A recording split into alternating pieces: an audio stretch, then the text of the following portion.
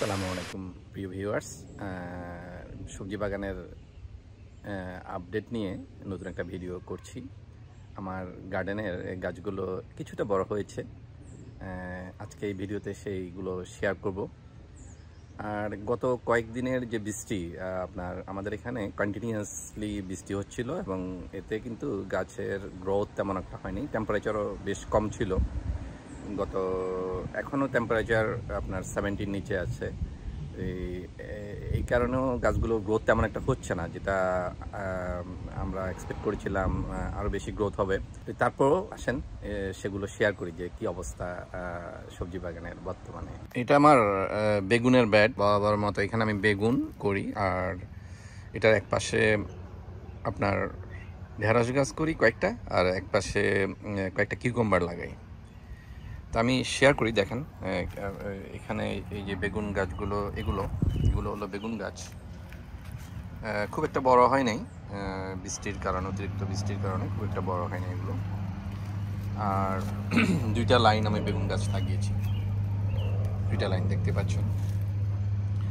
আর ওই পাশে যেগুলো দেখতে পাচ্ছেন এগুলো হলো ঢেঁড়স গাছ, একদম আমার এই যে আর কি ব্যাডের এই যে, যেহেতু আমার সানটা আদার সাইড থেকে আসে, ওই কারণে আমি এই যে ঢেঁড়স গাছগুলো লাগিয়েছি।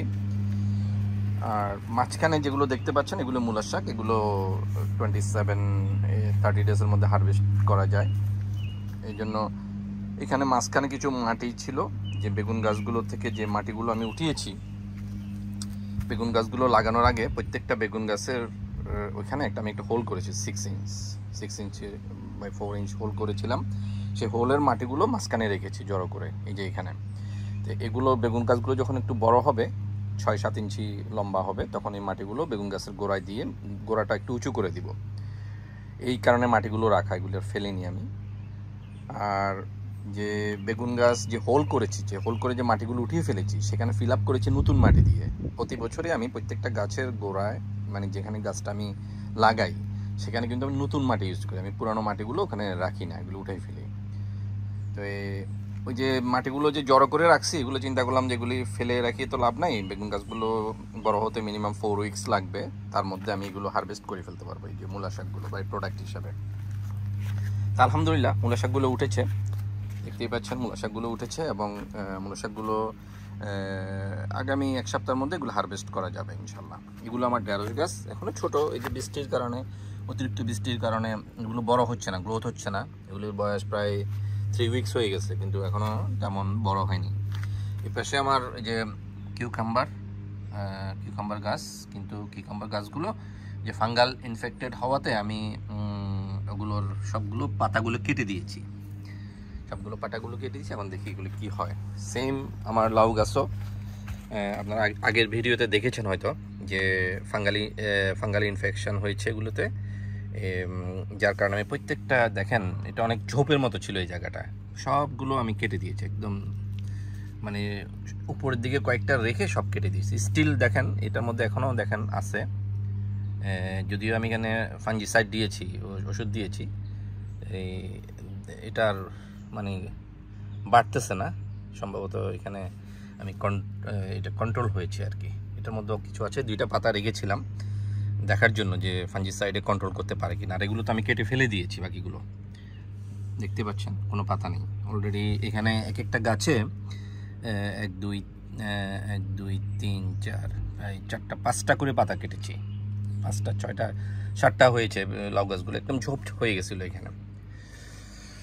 আর করলা গাছটা আলহামদুলিল্লাহ এটা মোটামুটি ভালোই আছে। এটা মোটামুটি আমার এক্সপেকটেশন অনুযায়ী বড় হচ্ছে। হয়তো ফুল সামার থাকলে আরও বড় হয়ে যেত। তারপর যে ওয়েদার, এই ওয়েদারের মধ্যে সে যতটুকু বড় হয়েছে আমি খুশি আছি আলহামদুলিল্লাহ, শুকর। এখানে এগুলো সরিষা পাতা, রাই পাতা, সরিষা শাক হয়েছে আলহামদুলিল্লাহ। এখানে মূলা শাক হয়েছে, এগুলো হারভেস্টিং করার সময় হয়ে গেছে মূলা শাকগুলো। এই পাশে কিছু পাট শাক, এগুলোর বেশি গ্রোথ বেশি হয় নাই, যেহেতু অতিবৃষ্টির কারণে বেশি গ্রোথ হয় নাই এগুলো। সেম হয়তো লাল শাকগুলো খুব একটা ভালো অবস্থায় নেই এবার, এগুলো খুব একটা ভালো অবস্থায় নেই আর কি।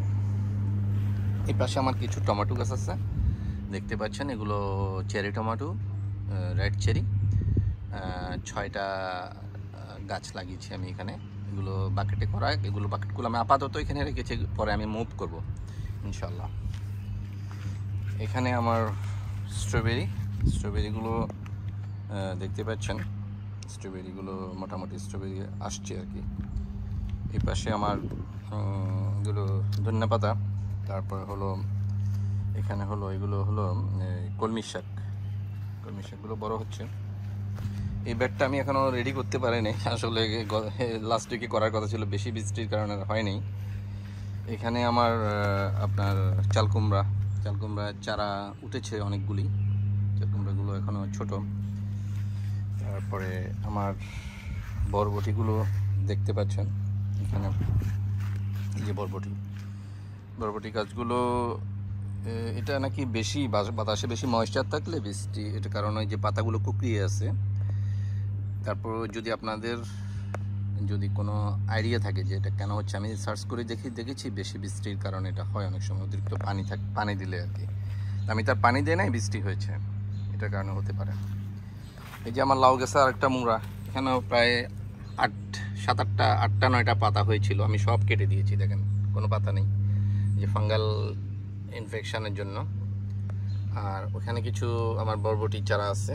এখানে এই যে আমার চিচিঙ্গা, দেখেন চিচিঙ্গার মধ্যে ফাঙ্গাল ইনফেক্টেড হয়ে গেছে, দেখেন একটা অলরেডি মরে গেছে, কত বড় গাছ দেখেন, এই গাছটা মরে গেল, এই যে মরে শুকিয়ে গেছে একদম, এটা মরে যাচ্ছে। এই 2টা গাছ আমি বাসায় মানে ঘরের মধ্যেই এগুলিকে বড় করেছিলাম আর কি, 2-3টা, এই যে 3টা। আর এগুলো এখানে বীজ লাগিয়েছি, এগুলো উঠেছে, কিন্তু এই যেগুলো অবস্থা খারাপ, এটা মরে গেছে, এই যে দেখা যাচ্ছে, মানে খুব একটা ভালো না আর কি। আল্লাহ জানে চিচিঙ্গা খাইতে পারবো কিনা এই বছর। এখানে আমার কিছু পুঁই শাক আছে, পুঁই শাকগুলো আছে মোটামুটি ভালো আছে, পানি দিতে হবে বোঝা যাচ্ছে। এখানে আমার পুদিনা পাতা, মিন্টের এগুলো নিজেই উঠে, আমি কিছু করতে হয় না, জাস্ট সামার আসলে একটু ক্লিন করে দিতে হয়, গোড়া মাটির অংশ যে গোড়ায় যে আগাছা জন্মে সেগুলো ক্লিন করে দিতে হয়, আর পানি দিতে হয়। এখানে আমার আরেকটা বরবটি, দিক থেকে দেখাই, এই যে বরবটি, এগুলো সেম অবস্থা, পাতাগুলো কুকড়িয়ে আছে। দেখি বৃষ্টির কারণে হতে পারে, অথবা আমি মানে কোনো ফাঙ্গাল ইনফেকশন কিনা জানি না, ফাঙ্গিসাইড দিয়েছি আমি। এরপরে দেখা যাক, টমেটোর অবস্থাও খুব একটা ভালো না, টমেটো ধরেছে কিন্তু ধরা শুরু হয়েছে। এটা হলো আর্লিগাল, আমি চারা কিনেছিলাম থেকে লয়েস থেকে, বাট খুবই ড্রাই হয়ে আছে দেখা যাচ্ছে। এখানে আমার মরিচের একটা বেড, এখানে নর্মালি বরাবর আমি টমেটো করি, তো এই বছর মরিচ লাগিয়েছি, দেখা যাক মরিচগুলো হয় কিনা। এখানে শেড থাকে, পার্শিয়ালি মানে ছায়া থাকে, তো যার কারণে এখানে অন টেস্টে লাগিয়েছি। ঝিঙ্গা গাছের এই অবস্থা, ঝিঙ্গাতেও ফাঙ্গাল ইনফেকশন হয়েছে, দেখেন পাতাগুলো দেখতে পাচ্ছেন। এটা হলো তরই বা ধুন্দুল, এটা মোটামুটি সেফ আছে মনে হচ্ছে, এটা ইনফেক্টেড না, বাট এগুলো ইনফেক্টেড হয়ে গেছে। আমি ফাঙ্গিসাইড দিয়েছি, দেখা যাক কী হয়। এগুলি আর পাতা কাটার কিছু নেই, এগুলি বেশি বড়ই হয়নি, পাতাই নেই, পাতা কাটবো কি। এবার আসি আমার সিম গাছ, এখানে একটা সিমের মুড়া, অনেকগুলো এখানে সিমের গাছ 7-8টা আছে মনে হয়, 6-7টা। এখানে সিমের আরও 2টা মুড়া আছে। এই সিম গাছগুলো যেখানে পাতা কুকড়িয়ে যাচ্ছে, এটা যদি বৃষ্টির মানে অতিরিক্ত পানির কারণে না হয়, অন্য কোনো রিজন থাকে, কোনো ভাই বা বোন যদি আপনারা জানেন যে এটার ট্রিটমেন্ট কী করা যায়, তো আমাকে জানাবেন কাইন্ডলি। আমি এগুলি নিয়ে চিন্তিত আছি একটু এবছর। এখানে আমার একটা বেড, যেটাতে আমি বরাবর আপনার অন্যান্য বার এখানে আমি করি আপনার ঢ্যাঁড়স আর কাঁচামরিচ করি, এই পাশটাতে ঢ্যাঁড়স করি, হাফ অংশে ঢ্যাঁড়স করি। 18টা ঢ্যাঁড়স গাছ লাগাই, 6টা করে একটা লাইনে থাকে। আর এদিকে আপনার 12টা কাঁচামরিচ গাছ লাগাই, আর একদম এই যে আমি সবসময় বেগুন লাগাই, এখানে একটা লাইন, বেগুনটা ছিঁড়তে সুবিধা হয়। তো এই বছর আমি একটু প্ল্যান চেঞ্জ করেছি, এখানে আমি টমেটো নিয়ে এসেছি। টমেটোগুলো আমার আগে যেখানে লাগাতাম সেখানে আমি স্ট্রাগল করছি গত 2 বছর। শেষের দিকে এসে যখন একদম ফুল সুইং টমেটো ধরা শুরু হয় তখন গাছগুলো বিভিন্ন রোগে আক্রান্ত হয়ে যায়, যার কারণে এবছর আমি এখান থেকে এখানে মুভ করেছি। দেখা যাক এখানে কী হয়। এখানে 6টা 12টা বিফ টমেটো আছে, এগুলো হলো বিফ টমেটো। আর এই পাশে 6টা 12টা এখানে আছে, এগুলো চেরি, রেড চেরি টমেটো। আর এখানে আমি 12টা বেগুন গাছ লাগিয়েছি, সবুজ বেগুন। তো এটা হলো আমার এই বছরের টমেটো আর বেগুন মূলত, আর এর বাইরে না কিছু নাই। এখানে আমার যে এখানে বারপ্লেস কিউকাম্বার যেটা, সেটা তো ফাঙ্গাল ইনফেকশন হয়ে গেছিলো। এই যে দেখেন আমি সব পাতাগুলো কেটে দিয়েছি। এখানে অলরেডি ফ্লাওয়ারিং শুরু হয়েছে, যে ফ্লাওয়ার দেখা যাচ্ছে। গাছটা বড় হয়েছিল, অনেকগুলো পাতা আমি কেটে ফেলেছি। এখন দেখি বাকিটা কি অবস্থায় থাকে আর কি। এখানে আমার কুমড়ার এখানে আমার কুমড়া দেখেন, এই যে কুমড়া চারা লাগিয়েছিলাম, বীজ লাগিয়েছিলাম, চারা উঠেছে আর কি। 5 ধরনের কুমড়া, 5 টাইপসের কুমড়া আছে এখানে। দেখি এগুলো কি হয়, কোনগুলো কোথায় মুভ করা যায়, পরে চিন্তা করবো। এখন আপাতত ডিসিশন নিই না কী করবো এগুলোকে। এখানে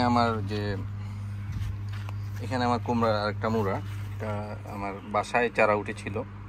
তো চারাগুলো একদম মরে যাচ্ছিল আর কি। যে দেখেন যে এরকম চিকন হয়ে মানে শুকিয়ে যাচ্ছিল। তো পরে মাটিতে যখন দিয়েছি এখন দেখছি এগুলো একটু প্রাণ ফিরে পেয়েছে, তাজা হয়েছে আগের থেকে। দেখা যাক এগুলো টিকে কিনা আর কি। আজকে এই পর্যন্তই, ইনশাল্লাহ পরে অন্য ভিডিওতে আবার আপডেট নিয়ে আসবো। সবাই ভালো থাকবেন, আমার জন্য দোয়া করবেন, আমার গার্ডেনের জন্য একটু দোয়া করবেন, যাতে গার্ডেনের অবস্থাটা আসলে খুব বেশি ভালো না। সেটা ওয়েদারের কারণে সম্ভবত, কারণ এবার আপনার ঠান্ডাই যাচ্ছে না আমেরিকায়, আমাদের এই এলাকায় নিউ জার্সিতে। অন্যান্যবার মার্চের শেষের দিকে মানে পুরোপুরি সামার চলে আসে, এপ্রিলের ফার্স্ট উইকে। বাট এখন মে শেষ হয়ে গেছে অলরেডি, এখনও ঠান্ডা, অনেকটা ঠান্ডা আর কি। টেম্পারেচার 60 ডিগ্রি ফারেনহাইট নিচে চলে আসে, যার কারণে গ্রোথ খুব একটা ভালো না। এরপরে এডিশনালি যুক্ত হয়েছে বৃষ্টি, অতিবৃষ্টি।